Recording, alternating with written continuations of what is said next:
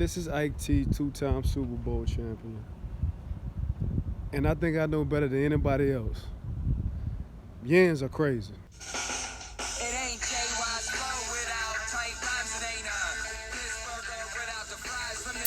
What's going on, Yinzer Crazy Nation? Hope everybody is staying warm out there. It is Thursday, November 19th, and we're obviously stoked because the Steelers are undefeated for at least another week. But today we're really excited because the guest that we have, as they say in the business, truly needs no introduction. I'm going to give him one anyway. We have a inductee in the 2012 Hall of Fame class, Pittsburgh Steelers center from 1988 to 2000, 90s all-decade team. The laundry list goes on and on, man. It's like a CVS receipt, really. Dermontti Dawson is on the show today, and I'm going to get into him as soon as I can because this is one you don't want to miss. Dermontti on the podcast talks about his relationship with Mike Webster, former Steelers center, as well as Maurkice Pouncey, current Steelers center. He also talks about his two nicknames that he earned along the way. I'll give you guys 2 seconds to guess them. Ready? Okay. If you said Dirt, that's one. You're right. And the second one, Ned Flanders, of course, the character from The Simpsons. That nickname was given to him by a former Steelers dominant linebacker in the 90s that I'll also tease that you can wait for him to mention on the podcast. But Dermontti was great. He talks a little bit about how he's dealing with the COVID-19 impact as well, and his thoughts, of course, on this current Steelers roster. I want to first thank everybody for listening. We're excited to keep bringing you some awesome content here at the Yinzer Crazy podcast and show. This past week, we had Joy Taylor and Brian McFadden on the podcast. If you missed that, check that out. On our website, we did an awesome write-up about the Penguins' new helmets, and we also have a write-up coming up in regard to their new jerseys, where we're going to unveil some surprise Pens guests for you as well, maybe some former Penguins on the show coming up. And next week, I'm also thrilled to announce that we're going to do another Pirates special. Baseball probably is not at the forefront of your brain right now, but that's okay because we're hoping to get that. We've got Jack Wilson, former Bucco shortstop, on the podcast. This is a dude that I mimicked in my backyard growing up. Jordan and I both are in our early 30s. Every time I was in my backyard at 13 or 14 pretending to turn a double play, I was Jack Wilson. So this was an interview that, for me, it meant a lot. I might have broke a few of my dad's windows when I was pretending to turn double plays in the backyard growing up, but those are replaceable. Anyways, thanks for tuning into the Yinzer Crazy podcast. You can, of course, check out and listen to all our podcasts on our website, yinzercrazy.com, along with our feature stories each day that we're publishing. You can also stream us or download us for free, the big price of free, on any major podcast streaming platform, including Apple Podcasts, Spotify, Amazon, Pandora, Deezer. The list goes on and on and on. Tell your friends about it too, because we're going to be doing some kick-ass giveaways coming up as well. All right, guys, I want to get into Dirt Dawson. Hope you enjoy listening to it as much as I did conducting it. It's a really good man, and he is here to tell you about his story a little bit in more detail. Take a listen. It's Dermontti Dawson on the Yinzer Crazy Show. Welcome back into the Yinzer Crazy Show. We are certainly very lucky today because we've got the golden ticket. We're going to talk to a man who has a gold jacket. This is, of course, 7-time Pro Bowler and Hall of Fame former Steelers center, Dermontti Dawson, joining us on the Yinzer Crazy Show. Dirt, how are you, man? Mike, I am doing well, man. How are you guys? I'm excellent. We are thrilled to have you on. It's such a good time to be talking Steelers football, and of course, always, just through the roof when we can have a legend like yourself on the show. Where are you at today, Dermontti? I am in San Diego, California. I moved here probably about 10 years. It's been 10 years ago. I moved out to San Diego and love it. Don't rub it in, man. I'm sure the weather's a little better than we've got in the Berg right now. Well, hey, man, I do miss Pittsburgh. I miss the fans. I miss, going to the Steeler games. And it's just, it's always sunny out here, and I know it's starting to get cold in Pittsburgh. Yeah, that'll certainly happen around this time of year, but I think fans are okay with that when the Pittsburgh Steelers are undefeated. We'll get into them a little bit, Dermontti, but at first I want to talk about you, of course. You had an incredible career. Obviously, I mentioned you were a 2012 Hall of Fame inductee. What a moment. The Steelers have certainly been fortunate as well to just have some incredible centers throughout their history. I first want to ask you, what qualities or traits do you think a man needs to possess to be a great NFL center? Well, I think you have to be smart, because, really a lot is put on you as far as identifying defenses and making adjustments. When you come up to the line of scrimmage, the quarterback will give you an audible if he can't run a certain play. So therefore, you have to kind of direct the O-line, and you got to convey it to the tight ends, the tackles, and also the running backs in passing situations. So I think you have to have a general understanding of defenses in general. And some form of intelligence in order to, think very quickly, after the quarterback, tries to make adjustments. Yeah, no question about it. Your first year, you kicked outside, or I should say inside, to guard, and you played along one of those just all-time Steeler great centers, and Mike Webster. This is a guy that you mentioned in your Hall of Fame speech. You said, Dermontti, that in his 15th year, he would write down every word in the meetings. Is that true? It is. Wow. It is. And I would ask Mike, I said, why are you writing everything down? The coach is saying in meetings. And he said, well, I just want to make sure I have it, concrete in my mind when it comes to game time. So it becomes reactionary, and he knows it. And, Mike was a great example of how a professional athlete should conduct himself.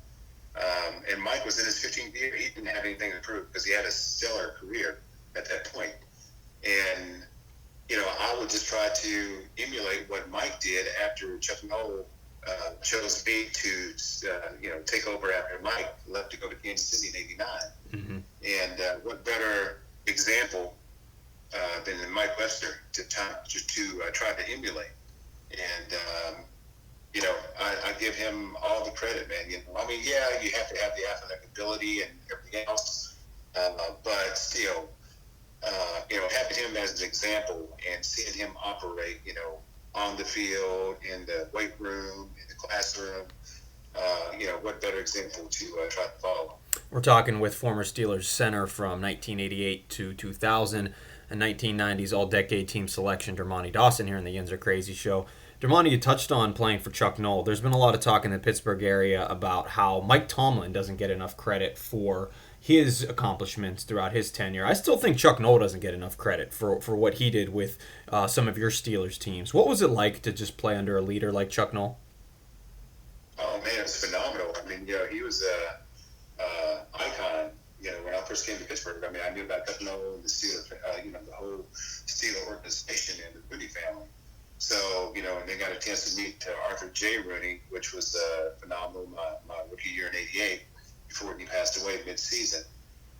But, Coach Noll, man, he was a legend when I came there. So you were kind of in awe of him and all his accomplishments and all the Super Bowl wins, some of the great teams that, he coached throughout his tenure. But, man, he's just he was a Renaissance man to me, mm-hmm. because he was a smart guy. He knew something about everything. And, just a great coach. And I'm honored to have had a chance to play, 4 years under him. No question. I think sometimes he gets lost a little bit in the greatest coaches of all time conversation with the Shulas, the Lombardis, and maybe the Belichicks of today. But I think we would both agree that Noll deserves to be right there at the top of that list, if any.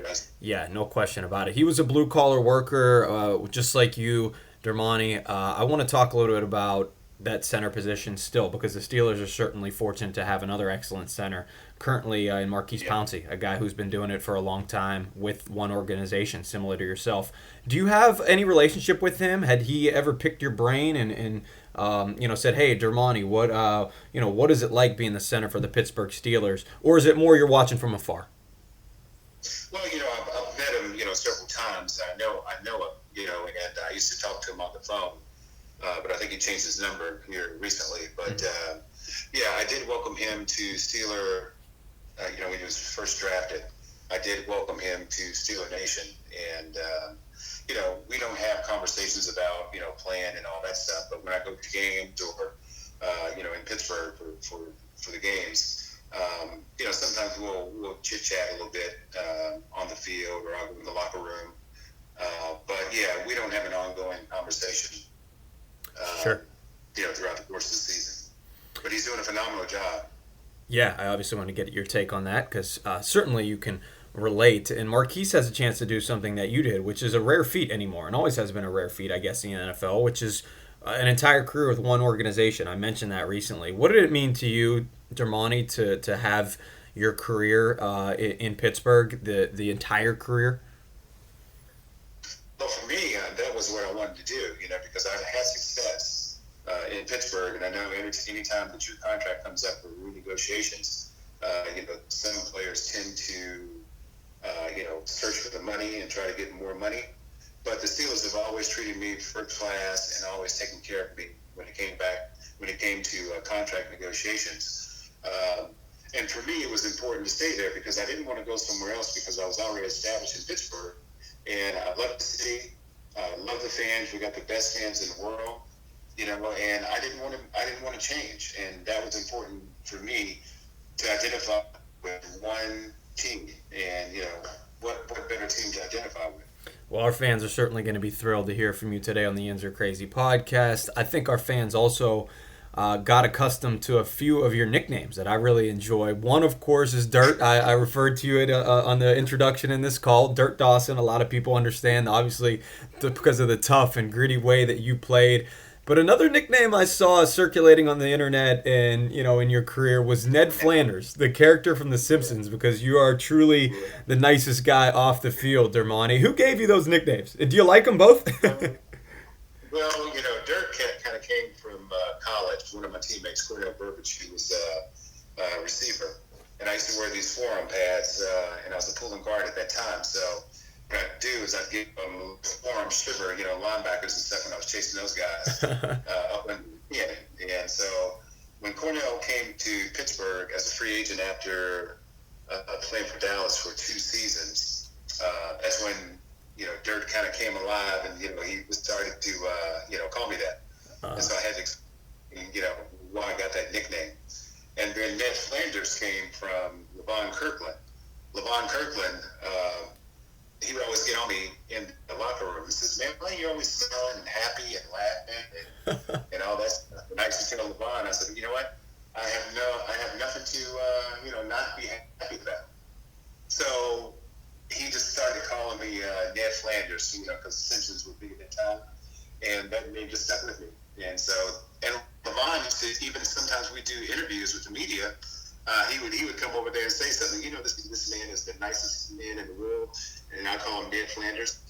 So that's where it all started. Those are some great backstories. You're listening to Dermontti Dawson on the Yinzer Crazy podcast, and I think that message right now is probably more important than ever, Dermontti. I did see you did a recent interview where you talked a little bit about your message during COVID-19, which has been try and find things to stay positive, in regard to take it one day at a time and maybe even, do some physical activity to kind of, help wire your brain to the positives. Is that still the message that you're trying to convey to the citizens of this great country? Oh yeah. Mental health is a big thing, and especially with a pandemic going on, and people being losing their jobs and can't feed their families. You're isolated at home or at work. You come back and you really can't. It's just not the normal life that we're used to. Yeah. So you have to find an alternative way in order to kind of handle the stress, and that can be anything to kind of help you decompress, whether it be just sitting at home reading, going outside, getting some sunshine, don't isolate yourself inside, and I know a lot of people try to say that they don't like people telling them what to do, like government, but I don't see it that way.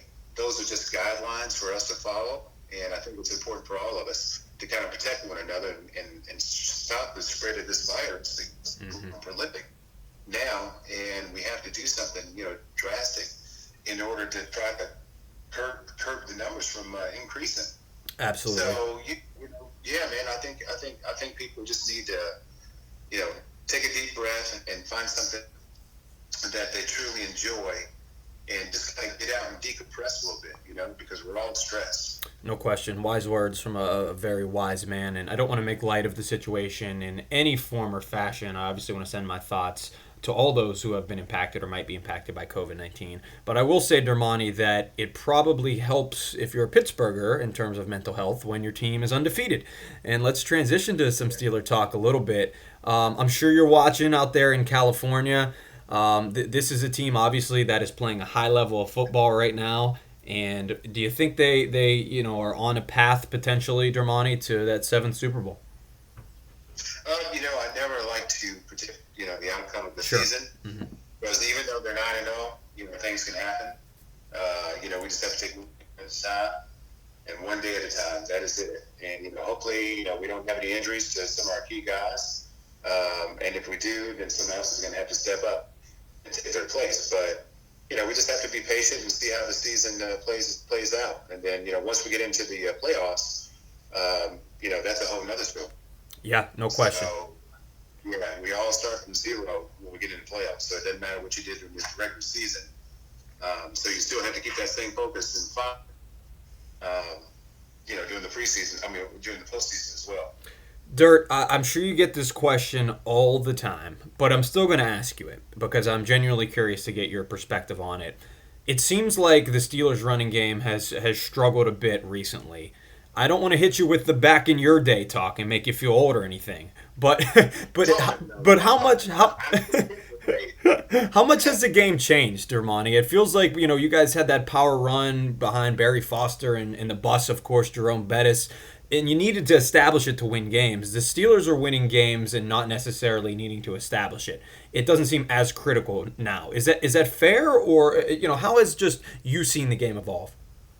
No, I think it depends on the systems, and the coach's mentality as well. But you got Ben, this phenomenal quarterback, in the 17th year and still being super productive. And then we've got some good receivers as well, play for those guys and. Juju, all those guys, man. Johnson. So we have some good receivers and quarterback, but I think it just depends on the philosophy of the coordinators as well.